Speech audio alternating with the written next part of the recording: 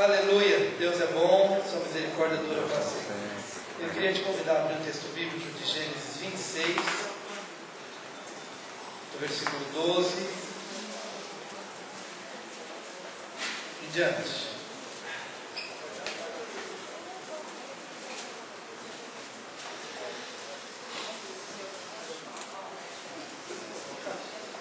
Gênesis 26, de 12 em diante. A palavra de Deus nos diz assim: semeou Isaque naquela terra, no mesmo ano, recolheu 100 por 1, porque o Senhor o abençoava. Eu estou em Gênesis 26, agora o versículo 13. Enriqueceu-se o homem, prosperou, ficou riquíssimo. Possuía ovelhas e bois e grande número de servos, de maneira que os filisteus lhe tinham inveja. E por isso lhe entulharam todos os poços que os servos de seu pai haviam cavado nos dias de Abraão, enchendo-os de terra. Disse Abimeleque a Isaque: aparta-te de nós, porque já és muito mais poderoso do que nós. Então Isaque saiu dali e se acampou no vale de Gerar, onde habitou.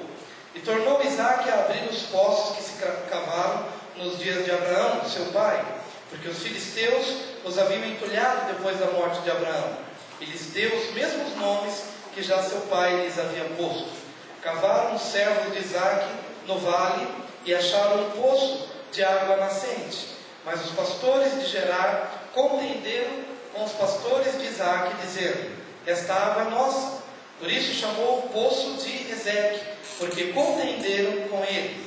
Então cavaram outro poço, e também por causa desse contenderam, por isso recebeu o nome de Sitna. Partindo dali, cavou ainda outro poço, e como por esse não contenderam, chamou-lhe Reobote e disse: porque agora nos deu lugar o Senhor, e prosperaremos na terra. Dali subiu para Berseba. Na mesma noite lhe apareceu o Senhor e disse: eu sou o Deus de Abraão teu pai, não temas, porque eu sou contigo. Abençoar-te-ei e multiplicarei a tua descendência por amor de Abraão meu servo. Então levantou ali um altar, e tendo invocado o nome do Senhor, armou a sua tenda, e os servos de Isaque abriram ali um poço. E o versículo 32: nesse mesmo dia vieram os servos de Isaque, dando-lhe notícia do poço que tinham cavado, lhe disseram: achamos água. Ao poço chamou-lhe Seba, por isso Berseba é o nome daquela cidade até ao dia de hoje. Amém. Vamos orar, queridos. Pai querido, é um privilégio poder ministrar sobre a Tua Palavra. Nos sentimos honrados, não só pela oportunidade de falar, mas nos sentimos honrados pela oportunidade de participar, de ouvir a Tua voz nesta hora. Sabemos que o Senhor nos ama, a todos nós, mas também sabemos que a atitude de cada um será favorável ou não para a recepção e assimilação desta palavra. Por isso pedimos agora a graça, a unção e também a capacidade de termos a atitude certa diante da Tua bendita palavra. Guia-nos, leva-nos ao lugar que o Senhor tem separado para nós, e seremos cuidadosos em tributar ao Teu nome, desde agora e para sempre, o louvor, o elogio, o reconhecimento e a adoração, porque tudo vem de Ti e tudo volta para Ti. Quero Te agradecer em nome de Jesus. Amém. Queridos, gostaria de falar sobre o lugar certo. Quando nós falamos sobre o lugar certo, nós estamos nos referindo aos lugares para os quais o Senhor quer nos levar, e que possa dizer respeito a qualquer área da nossa vida. Há um lugar certo para a família, há um lugar certo para os relacionamentos, há um lugar certo para morar, há uma igreja certa que se encaixa para cada um de nós, há um lugar onde temos a convicção de que estamos ali, não somente porque gostamos daquele lugar, mas porque aquele lugar ele é o reflexo da vontade de Deus expressa de uma maneira convicta, de uma maneira indubitável, de uma maneira inquestionável. E é muito importante que nós atendemos para este tema, porque podemos estar na igreja certa, mas na escola errada. Podemos estar podemos viver na escola certa, mas com os relacionamentos errados. Então, no que diz respeito a cada área da nossa vida, Deus quer nos posicionar no lugar certo. Porque quando na verdade estamos com as amizades certas, com a igreja certa, e não há igreja errada, apenas há um lugar certo para cada um de nós. Deus tem um chamado para cada um de nós. Deus tem um lugar para você morar. Deus tem uma cidade para você ficar raízes. E às vezes nós insistimos com determinados lugares que nos atraem, mas, Senhor, eu percebo que aqui as águas não fluem na minha vida. Aqui eu percebo que não sou feliz. Aqui eu percebo que há contradição em algum lugar. Talvez você hoje esteja aqui participando deste culto. Eu não quero fazer proselitismo, muito pelo contrário, quero jogar contra mim e talvez dizer para você, talvez você esteja na igreja errada. Por quê? Porque há um lugar certo para cada um de nós. E quando nós descobrimos o nosso espaço, quando nós descobrimos o nosso lugar, então vamos perceber que a mão do Senhor vai agir sobre a nossa vida, as coisas vão funcionar na nossa vida e nós vamos chegar ao lugar que Deus tem separado para nós. Diga para o seu vizinho, Deus tem um lugar certo para você.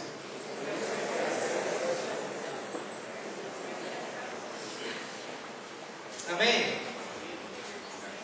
Mas, amados, isso é um processo. Isaac, aqui nesse texto bíblico, está à procura do lugar. Ele está à procura do lugar onde ele vai montar a sua tenda, onde ele vai levantar um altar e onde ele vai ter um poço de onde águas vão fluir para abençoar a sua vida, seus animais, sua família e a sua posteridade. Mas as coisas não são assim de uma hora para outra. A gente percebe que há um caminhar, há muitas pessoas que estão ansiosas, querem chegar ao lugar, mas não chegaram ainda.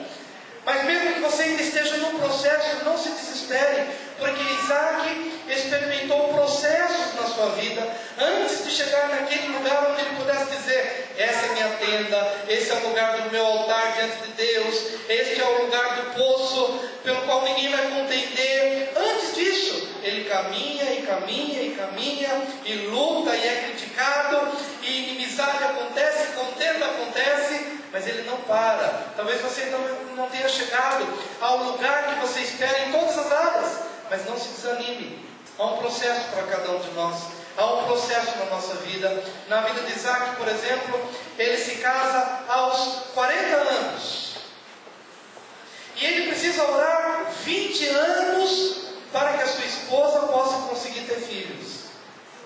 Então os dois filhos que ele tem nascem, Esaú e Jacó, nascem quando Isaac tinha 60 anos. E a grande pergunta que eu faço nessa hora é a seguinte: será que nesse processo de Deus na tua vida, até o lugar que Ele tem preparado para você, será que você muitas vezes não sente desejo de chutar o pau da barraca e dizer, está demorando demais, oh Deus que não ouve a minha oração, oh Deus que não atende o meu clamor, dos 40 aos 60, somente orando para que a sua esposa pudesse gerar. E então quando ele tem 60 anos, os dois filhos nascem.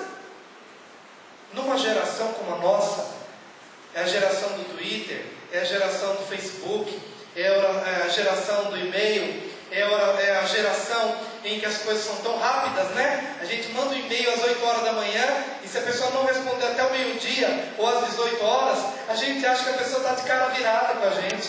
A gente acha que aconteceu alguma coisa, não respondeu, por quê? Porque essa é a geração do imediatismo. Essa é a geração do bate-pronto. Mas é uma geração que cada vez mais está perdendo os valores da perseverança, perdendo os valores da espera e perdendo os valores da oração. Por quê? Porque eu estou tão acostumado a ter tudo de bate-pronto, toma lá, dá cá, pergunta agora, receba a resposta imediatamente. Quem de nós pode esperar 20 anos? E depois que os filhos chegam, ele vai à busca do lugar. E não é fácil.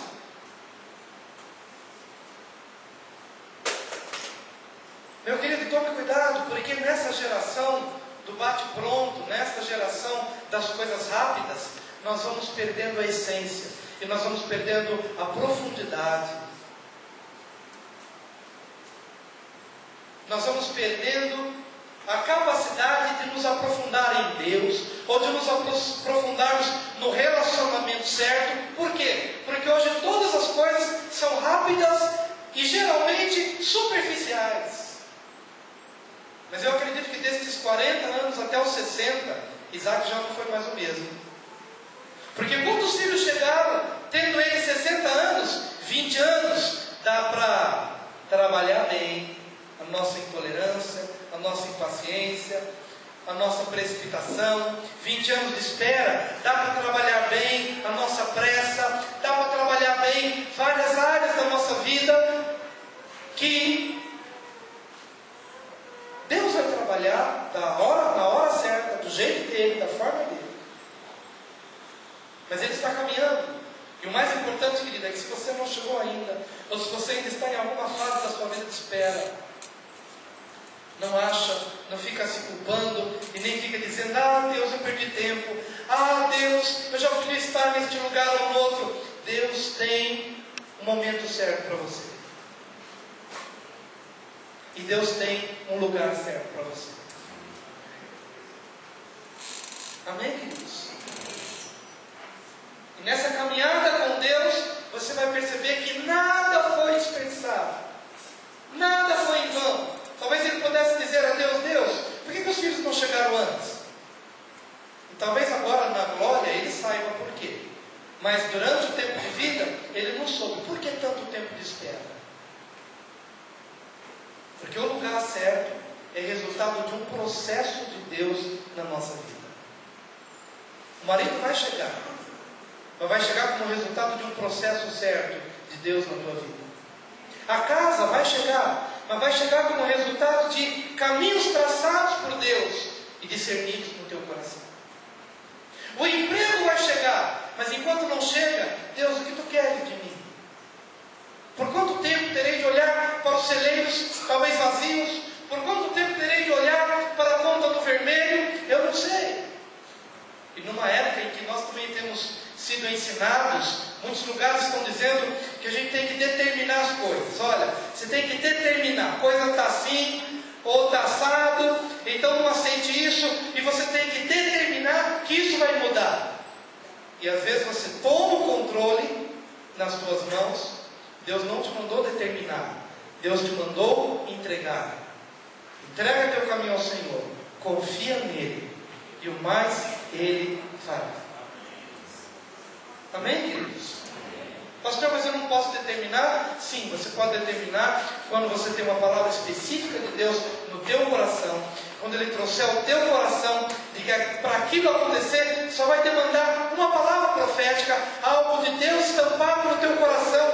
É isto e agora. Amém. Mas para as coisas que eu não sei, para o mover de Deus que ainda não está claro na minha vida, eu preciso entregar, e eu preciso submeter, e eu preciso continuar caminhando, e eu preciso saber esperar, e eu preciso confiar, e eu preciso crer que nenhuma dessas experiências e desses tempos na minha vida serão jogados no lixo, mas Ele vai trabalhar na minha vida, em nome de Jesus. Amém?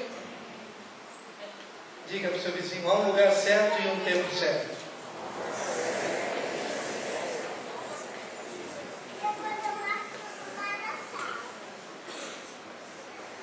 Aleluia. Mas Isaac semeou naquela terra. Não era o lugar que Deus tinha para ele. Aliás, estamos começando essa passagem bíblica pensando num caminho. Isaac vai chegar, mas ele ainda não chegou. Só que no lugar que ele já tinha chegado, que não era o lugar definitivo, o Senhor lhe deu a palavra: fica no lugar que eu te determinar. Em outras palavras, não é o lugar ideal ainda, não é o lugar para o qual eu tenho para você, mas no lugar em que você está, está, faça o seu melhor e semeia nessa terra. E a Bíblia diz que ele semeou naquela terra que não era a terra definitiva, mas ele semeou naquela terra, naquele tempo da sua vida. Ele fez o melhor que ele podia fazer naquele lugar e naquele tempo. E a Bíblia diz que ele semeou ali, e a sua colheita foi de 100 por 1. E ele colheu 100 vezes mais do que ele havia semeado. O que eu entendo desta palavra é que pode ser que eu ainda não tenha chegado no lugar ideal, mas no lugar em que eu estou, eu preciso viver os princípios de Deus e fazer o meu melhor. E a mão do Senhor estará na minha vida. Aleluia.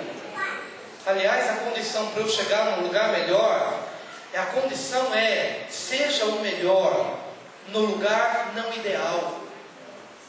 Seja o melhor nas condições adversas. Seja o melhor num lugar onde está todo mundo falando mal de todo mundo, onde está todo mundo puxando o tapete de todo mundo, e você sabe que você está no meio de um ninho de cobra. Você sabe: Deus, eu sei que não é o lugar que o Senhor tem para mim, eu sei que um dia o Senhor vai me trazer livramento, mas enquanto não chegar o dia do livramento, enquanto eu estou ainda neste ninho de cobra, num lugar que eu não entendo, mas eu quero semear nessa terra. E a Bíblia diz que aquela terra era uma terra seca, porque era um período de escassez, era um período de ausência de chuva, era um período de deserto. Mas parece até naqueles desenhos animados, né? Em que está seco para tudo quanto é lugar, mas só chove na sua tenda, só chove no lugar onde você está, porque quando você está no lugar que Deus te colocou, ainda que não seja o lugar ideal, você está num processo e caminhando para lá, mas no seu hoje, faça o seu melhor, e a mão do Senhor será contigo, e verdadeiramente o Senhor vai te abençoar em nome de Jesus. Diga para o seu vizinho: faça o seu melhor no lugar não ideal. Aleluia. E nesse lugar não ideal, enriqueceu-se o homem, prosperou, ficou riquíssimo, possuía ovelhas e bois em grande número de servos, de maneira que os filisteus lhe tinham inveja, e por isso lhe entulharam todos os poços que os servos de seu pai haviam cavado nos dias de Abraão, enchendo-os de terra. A Bíblia diz que essa mão bendita do Senhor sobre a vida de Isaac o tinha feito prosperar, ele havia se tornado riquíssimo, mas essa riqueza suscitou a inveja dos habitantes daquela terra. Isaac estava na terra dos filisteus, mas a riqueza e a prosperidade de Isaac chama a atenção da circunvizinhança, e eles começam a olhar para ele com inveja e começam a entulhar os poços. Qual que é a mensagem? Isaac, você tem muitos poços. Se você tem poços, você tem água. Se você tem água, você tem animais. E se você tem animais, você vai crescer mais e mais em nosso meio. O que eu vou fazer? Eu vou entulhar os seus poços. Sabe qual que é a estratégia do diabo na minha vida e na sua vida? Secar as suas fontes. Secar as suas fontes. No lugar onde você está. O inimigo procura se apropriar daquela ideia de que você já sente que está num lugar que não é o ideal. Você está caminhando para um crescimento em Deus. Ele se utiliza daquilo, e das poucas reservas que você tem, ele começa a colocar um rosto ruim. Sabe quando a gente começa a olhar para o nosso redor e a gente percebe que tudo perde o colorido, como a Rosana falou agora na hora dos dízimos. Você olha para o seu casamento e começa a perceber que seu casamento está sem sal. O que é isso? Tem alguém querendo entulhar os seus poços. Você começa a olhar para o seu local de trabalho e ele perdeu a graça. Você vem para a igreja e ela já não tem mais o mesmo brilho de ontem. E há uma ação imperceptível a princípio, mas plenamente estratégica da parte do inimigo para fazer com que tudo aquilo que tem graça na tua vida passe a não ter mais graça nenhuma. É a hora em que a gente começa a pensar: Deus, o que de verdade tem sentido na minha vida? Olho para cá, não tenho alegria.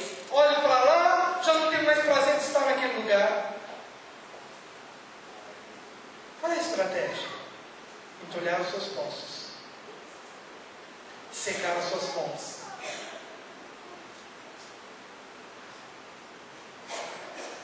Mas, querido, há um lugar para você.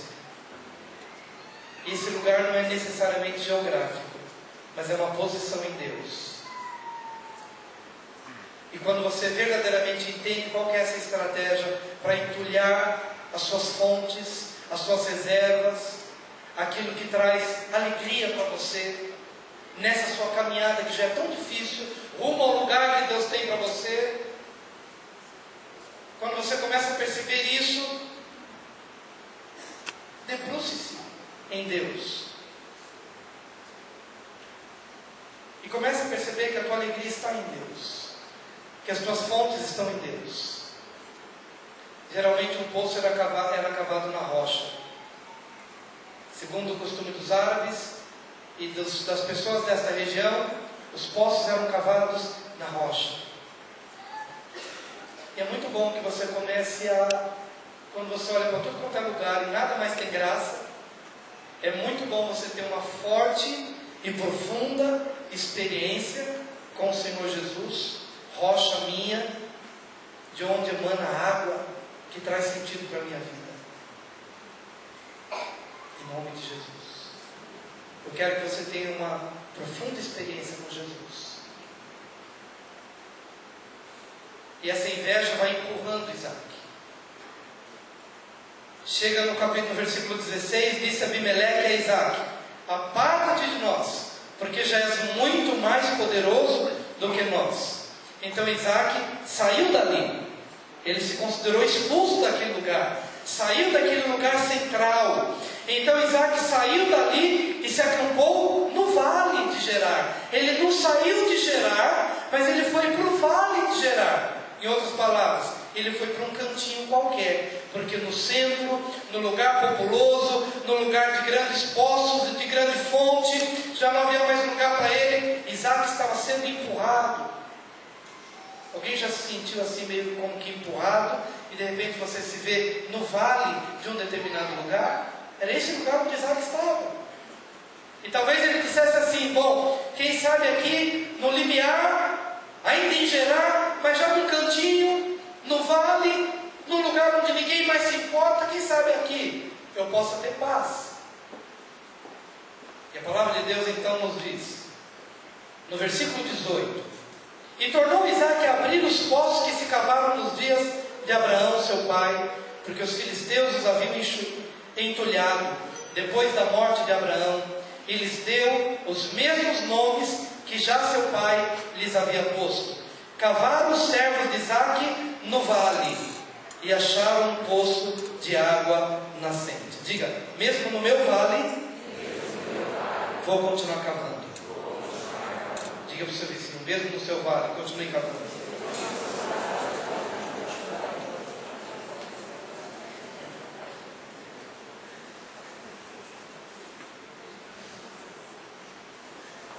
Continua, meu irmão, não para não, em nome de Jesus. Eu gosto de usar essa expressão, chutar o pau da barraca, né? Eu vou começar a usar outras expressões, mas quero dizer a mesma coisa. Continua, continua, continua. O Senhor traz ao meu coração que há pessoas decepcionadas com elas mesmas. Por quê? Porque perderam oportunidades na vida. E você não se perdoa por isso. Você não se perdoa por isso. Por ter perdido aquela empresa, por ter deixado de comprar aquela casa na hora em que o valor estava bem baixinho, hoje está lá nas alturas. Você não se perdoa por isso. Oportunidades perdidas, coisas que estão na nossa mão e a gente perde.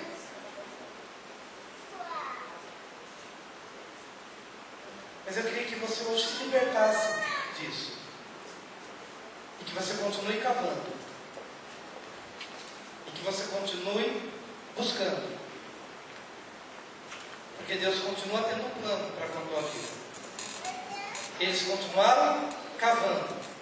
Cavaram os servos de Isaac no vale e acharam um poço de água nascente. Talvez ele tenha pensado: que bom, cheguei no lugar. Nesse lugar vou ter a prosperidade. Anos se passaram, mas não importa. Oportunidades eu perdi, não importa. Mas nesse vale estou cavando e achei água. Mas, no versículo 20: mas os pastores de Gerar contenderam com os pastores de Isaac, dizendo: esta água é nossa. Por isso chamou o poço de Ezeque. Ezeque quer dizer contenda, porque contenderam com ele. Já parou para pensar? Uma pessoa já cansada do caminho, já teve que esperar tantos anos para ter filhos, e na hora que ele acha que está num lugar tranquilo, ninguém mais vai se importar comigo, cava, acha água, ele faz uma grande descoberta, até que de repente alguém começa a contender, e o que ele faz? Se desespera, se descabela e diz: não, agora eu vou determinar que esse poço é meu, agora não tem para ninguém, porque eu já penei muito, eu já ralei muito, já corri muito, esse poço é meu porque é meu. Foi isso que ele fez. Ele levantou os olhos aos céus, e no seu coração ele disse: se vocês quiserem contender por isso, podem contender.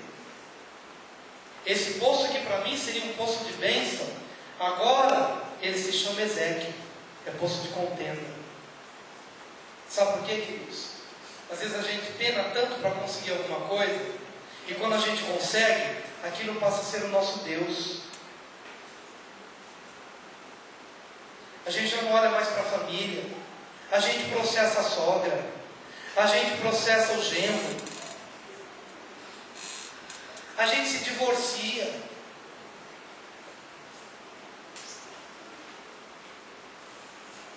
Porque de repente a gente começa a achar que aquilo pelo qual a gente buscou passa a ser a coisa mais importante.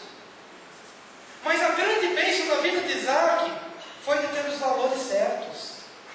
Embora tenha demorado tanto para achar aquele lugar, mas na hora que ele achou, e que os pastores de Gerar disseram: esse poço é nosso, imediatamente, sem questionar, ele sacode a poeira do seu corpo e diz: escuta, vocês querem brigar por isso? Que briguem por isso.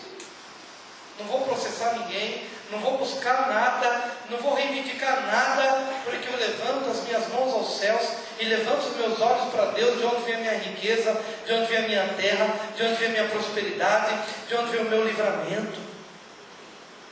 Às vezes alguns poços aparecem justamente para provar o que está no nosso coração.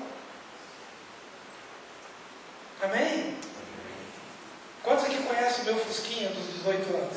Já ouviram falar do Fusquinha dos 18 anos? Ninguém viu, porque acho que nem tem foto dele. Nem a Noemi, acho que a gente não tem foto dele. Mas era o meu Fusquinha dos 18 anos. Bonitinho, todo original. Mas um dia na porta da minha casa, com meu filho no banco de trás, chegou um ladrão: dá o carro. E eu pensei: mas é meu carro. Mas naquela hora eu não pensei no carro, eu só pensei no Daniel que estava no banco de trás. Porque o ladrão estava tão afoito que para mim ele já estava entrando para levar tudo, sem perceber que tinha um bebê atrás, uma criança atrás. Eu não pensei em nada, só pensei: espera. Peguei Daniel no colo e vi o carro indo e virando a esquina, e depois nunca mais eu vi. Mas o interessante é que quando o carro virou a esquina e eu me dei conta: gente, levaram meu carro. Um misto de tristeza, de decepção, mas eu quero dizer em nome de Jesus que algo que prevaleceu no meu coração foi uma paz que excede todo entendimento. Uma paz por entender que se Deus permitiu aquela situação, de alguma forma o nome dele ia ser glorificado. Outros carros eu tive, mas depois eu pude entender que da mesma forma como aquele carro saiu da minha mão, viriam outros. E chegou um em que Deus disse: dá o teu carro. Não importa quanto você pagou por ele, dá o seu carro. Eu pude entender que aquele roubo lá de trás, de alguma forma, desprendeu algo no meu coração. Para não contender por nada, para não brigar por nada. E se Deus deu, mas se Ele pediu, Senhor, não importa quanto tempo paguei, não importa o valor dele, toma, Senhor, é teu. É teu.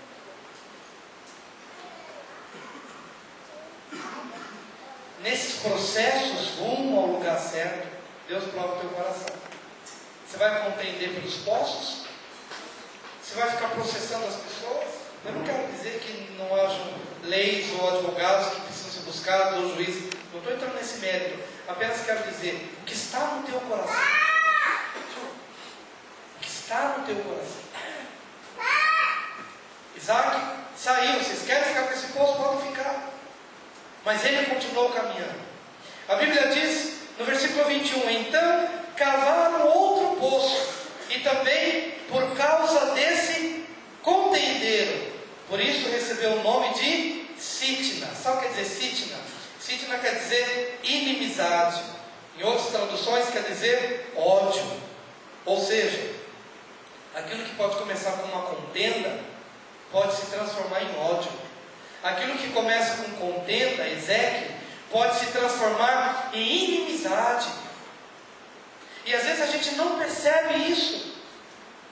E a gente vai se deixando prender nesse processo rumo ao lugar certo. A gente vai odiando as pessoas e sendo odiado pelas pessoas. A gente vai comprando briga de inimizade com as pessoas e os outros se tornam nossos inimigos. A gente vai contendendo com Deus e o mundo, achando que nesse processo você vai chegar a algum lugar. Mas Isaac só chegou ao lugar porque ele entendeu que querem contender, contendam vocês. Querem ter ódio, tenham ódio vocês. Eu tenho um lugar de paz.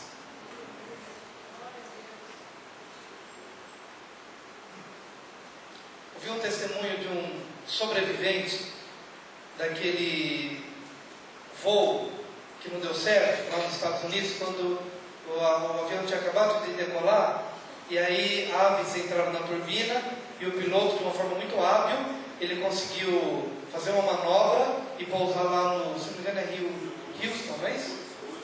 Isso. E o pouso foi maravilhoso. Mas naquele meio tempo, quando o passageiro estava dentro do avião, e ele viu aquela cena toda, e ele percebeu que o piloto tinha desligado as turbinas, e que o avião estava realmente ali, ao sopro do vento. Ele falou, na hora como num filme, né? Passa um filme na nossa cabeça, e passou um filme na cabeça dele, ele falou, meu Deus, eu sou tão novo, tenho minha esposa, tenho meus filhos, eu queria ter tanto tempo para viver, eu queria dizer para minha esposa, eu te amo, eu queria brincar mais com os meus filhos, naqueles que seriam para eles os últimos minutos. Ele pensou sobre a vida, o que ele tinha dado valor ou não, e de repente consegue se fazer um pouso ali naquele rio, e glória a Deus, não há nenhum morto, todos sobrevivem, e depois ele conta sobre isso. E ele fala que a vida dele mudou radicalmente. Porque antigamente ele brigava com a esposa, mas agora ele descobriu que mais importante do que ter razão é ser feliz. O que a gente briga? A gente faz de tudo para dizer, eu estou certo. Gente, olha minha razão, olha meus motivos. E naquele momento ele tomou uma decisão. E aquilo mudou o casamento dele. E ele falou, olha, daquele ano para cá, a minha vida com a minha esposa tem sido totalmente diferente. Porque não brigo mais com ela como eu brigava antigamente. Porque eu descobri uma coisa, que é mais importante, ser feliz do que ter razão. Mas tem pessoas que não conseguem descobrir isso. E estão circundando seus poços da contenda, e circundando seus poços da inimizade, e dizendo, não largo mão disso. Não importa com quem você tem que romper, você acaba ficando naquele poço, e não percebe que Deus está te levando a um outro poço. Larga a mão disso. contender, que fique no posto da contenda. Quem quer viver na inimizade, no ódio, que fique na inimizade, no ódio. Eu tenho um caminho e eu tenho um lugar. Jesus disse: eu sou o caminho, a verdade e a vida. Ninguém vem ao Pai senão por mim. Amém? Há uma esposa certa para você. Há um marido certo para você. Espera. Ah, mas eu estou namorando, mas a gente não para de brigar. É briga, a gente não acorda com nada e tal. Você quer ficar no posto da contenda? Você quer ficar no posto da inimizade? É uma escolha. Se você já está percebendo que o relacionamento de vocês é mais de contenda, de inimizade, de ódio, o que você está fazendo ao redor desse poço? Agora, se você já está casado, não fica procurando outro poço. Se você já está casado, meu irmão, não importa se é Cítida ou se é Eleg, não importa, você está casado, a graça de Deus virá sobre a tua vida, em nome de Jesus. Você está casado, a graça de Deus virá sobre a sua vida, porque eu não quero correr o risco de alguém sair daqui e dizer: ah, puxa vida, essa mensagem me libertou, vou largar meu marido, porque a gente está brigando demais, então o pastor já liberou para procurar o meu Rehobote ou o meu Berseba. Não, a graça de Deus vai te assistir, em nome de Jesus, você vai vencer. Mas você está no caminho, não casou ainda, ore mais, busque a Deus, e nesse caminhar, Deus vai falar com você, em nome de Jesus. Versículo 22: partindo dali, cavou ainda outro poço, e como por esse não contenderam, chamou-lhe Rehobote, e disse: porque agora nos deu lugar o Senhor, e prosperaremos na terra. Amém. Rehobote quer dizer amplitude. É o nome da escola do casal aqui. Amplitude. Rehobote. Eu quero louvar a Deus, queridos, porque o Senhor tirou Isaac de Ezeque e tirou de Sitna e o levou para Rehobote. Rehobote já era um lugar amplo, e ele tinha uma outra vantagem: era um lugar pelo qual não contenderam, e isso trazia um sinal para Isaac: eu posso me estabelecer aqui, e nesse lugar eu vou prosperar, eu posso fazer um poço, e eu posso estabelecer minha tenda aqui, e as coisas na minha vida vão fluir. Sabe quando você tem aparentemente todos os sinais de que você chegou no lugar que você deveria chegar? Não há contenda, não há inimizade, não há briga, a pessoa com quem eu estou namorando é crente. Então você pensa assim: bom, porque é crente, é a pessoa que Deus tem para mim. Até que a gente pergunta: peraí, será? Será que pelo simples fato de ser crente, será que pelo simples fato do negócio ser legal ou honesto, será que é o lugar que Deus tem para nós? Algum tempo atrás, eu via Rehobote como o lugar final de Isaac, como o lugar perfeito para Isaac. Até que descobri, e se vocês quiserem mudar o nome da nossa escola, pode mudar também, pode mudar para outro. Mas na época, no nível da revelação, Rehobote era o melhor que a gente tinha, era o lugar da amplitude. Mas o Senhor nos mostrou que era um lugar dos olhos de Isaac, porque ele chegou a uma conclusão: por esse lugar não há contenda, estou numa zona de conforto. Sabe quando a gente tem aparentemente todas as evidências de que é o lugar, mas falta alguma coisa no teu coração? Falta uma substância no seu coração? E se não faltasse para Isaac, ele não sairia de Rehobote em busca de Berseba. Rehobote é uma bênção para a nossa vida. faz parte do processo de Deus na nossa vida, mas não é o suprassumo de Deus. Eu queria que você entendesse o seguinte, querido, que às vezes nós nos contentamos num lugar que a gente reconhece ser uma zona de conforto para a gente. Como eu falei, estou namorando, ela é crente, ou ele é crente, e a gente fica, cheguei no lugar, mas não ora, não busca a direção correta, não busca a testificação de Deus no teu coração. Eu lembro que antes de namorar com a Noemi, com a decisão de noivar e casar, eu namorei com uma moça, era uma moça crente. Eu não vou dizer que ela era bela, porque diante da beleza da minha esposa, todas as coisas se tornam sem brilho. Mas era uma moça interessante. Agora aplaudir,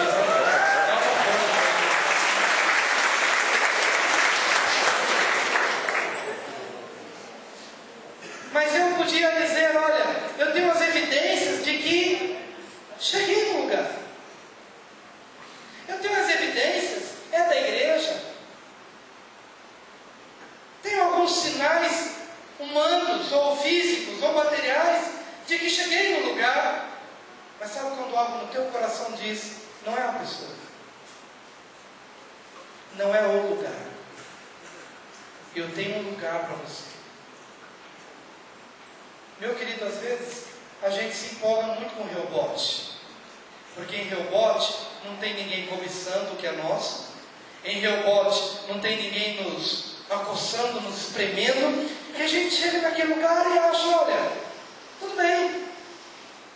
Negócios que às vezes se nos apresentam, e a gente fica pensando, olha, é legal, não é imoral, não tem nada de errado, mas lá dentro de você, você tem um freio de mão puxado, você tem um sinal de alerta dizendo, olha, não é o lugar, não é o melhor, espera um pouco mais. Sabe, na hora que você está quase concluindo, mas dentro de você não tem aquele supra-sumo, não tem aquela alegria, substância, não tem aquela testificação. E quantas vezes a gente se contenta com a amplitude de Rehobote, até porque, como eu disse, algum tempo atrás eu via Rehobote como um lugar perfeito, até que Deus me mostrou, continua lendo. E você vai perceber que Rehobote foi bom, mas foi bom aos olhos de Isaac, não aos olhos de Deus. Amém? E é interessante que sem que nem para quê, sem saber porquê, mas entendendo agora pela explicação da palavra, versículo 23, dali subiu para Betseba, e na mesma noite, olha que coisa interessante, subiu para Betseba, e na mesma noite, diga na mesma noite, diga para o seu vizinho, Deus vai falar com você. Aleluia. Deus vai falar com você. Deus vai falar com você. Deus vai falar com você. E se você não ouvir a voz de Deus, Ele vai te tomar pela mão e Ele vai te conduzir. A Bíblia diz que dali subiu para Betseba, e na mesma noite lhe apareceu o Senhor e disse: eu sou o Deus de Abraão, teu pai, não temas, porque eu sou contigo, abençoar-te-ei e multiplicarei a tua descendência por amor de Abraão, meu servo.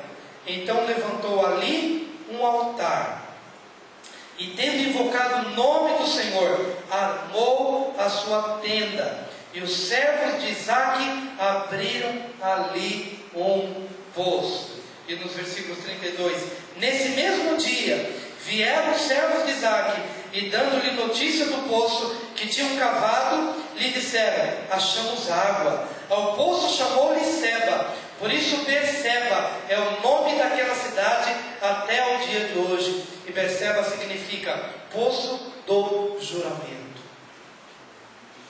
Deus fez uma promessa a você, uma promessa de te sustentar, uma promessa de te conduzir, uma promessa de ser o teu Senhor, de ser o teu Deus, de ser o teu condutor, de ser a tua casa, de ser a tua tenda, de ser o teu livramento, de ser o teu escudo, de te conduzir em triunfo, até você chegar na tua, perceba, no poço do juramento, no poço dos 7 cordeiros, oferecidos pelo pai Abraão, que talvez Isaac nem sabia, mas ele chegou no lugar do juramento, no lugar da promessa. Não era Reobote. Eu fiquei feliz porque entendi que Reobote já era um lugar bom, pregado muitas vezes por mim mesmo, até que o Senhor disse que você pode estar no bom, mas eu quero o ótimo para você, eu quero o excelente para você, eu quero o melhor para você. E talvez Reobote tenha feito parte da trajetória, bem como Ezeque, ou bem como Sitna, processo da nossa vida. Mas entenda que é uma Berseba, o poço do juramento. Pastor, como saber? Você chega neste lugar, quando nesse lugar você pode levantar um altar de adoração. Porque o lugar que Deus tem reservado para nós é um lugar onde eu adoro a Deus. Então levantou ali um altar, e na tua adoração ao Senhor, o teu coração está limpo, o teu coração está alegre, está feliz, e você diz: cheguei a um lugar onde eu posso adorar a Deus livremente, sem impedimento. Cheguei a um lugar onde eu posso adorar. Tendo invocado o nome do Senhor, armou a sua tenda. É o lugar onde eu posso viver, é o lugar onde eu posso morar, é o lugar onde eu posso ter comunhão com a minha casa, comunhão com a minha família, é um lugar onde eu adoro a Deus através do altar, e é o lugar onde eu me relaciono com a minha casa, porque é o lugar onde eu fico as tábuas da minha tenda. É o lugar do meu descanso, o lugar da minha comunhão familiar. E ali os servos de Isaac abriram um poço. Não é Ezeque, não é Sitna, e também não é Reobote. É Berseba. Amém? Querido, talvez você tenha chegado em Reobote a partir do momento em que você já se tornou crente em Jesus, congrega nessa igreja e adora a Deus nos cultos, estuda a palavra, mas pode ser que você ainda esteja numa zona de conforto. Quem sabe Deus tem para você um campo missionário. Quem sabe Deus tem para você um chamado de ser frutífero, talvez não lá na China, mas no lugar onde você trabalha, de maneira que você se torna frutífero, e vidas são salvas através da sua vida. Aí sim, no lugar onde você está, você levanta um altar de adoração, e as pessoas são impactadas pelo que vem na tua vida, pelo lugar onde você mora, pelo lugar onde você adora. É um lugar onde você é alimentado, onde as águas fluem, onde o seu ministério é abençoado, onde o seu ministério transforma outras vidas, transforma outras pessoas. Em nome de Jesus. Talvez você esteja acomodado na sua Reobote, no seu lugar de amplitude.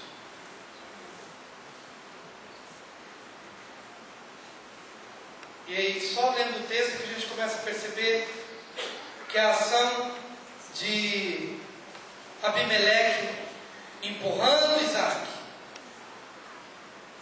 era uma situação desconfortável para Isaac, mas a mão de Deus estava empurrando Isaac. Às vezes não entendemos as situações da nossa vida. Às vezes a gente não entende porque perdeu aquele emprego. E às vezes você perde o emprego, resultado de briga, não tua, mas de alguém, resultado de inveja de alguém, e você perde aquilo, mas você não percebe que é a mão de Deus te empurrando por um vale, mas daquele vale, logo você pula para o outro lado, e da vontade de Deus. A perda do emprego não é o fim do mundo. Ou mesmo a perda de um ente querido também não é o fim do mundo. Deus pode usar situações na tua vida para te empurrar. Para te empurrar. Circunstâncias que eu não entendo, mas Ele nos empurra. Até que a gente chegue ao lugar, a nossa Berseba, ao poço do juramento, ao poço da promessa, ao lugar que Deus reservou para cada um de nós. Eu quero te convidar a ficar de pé.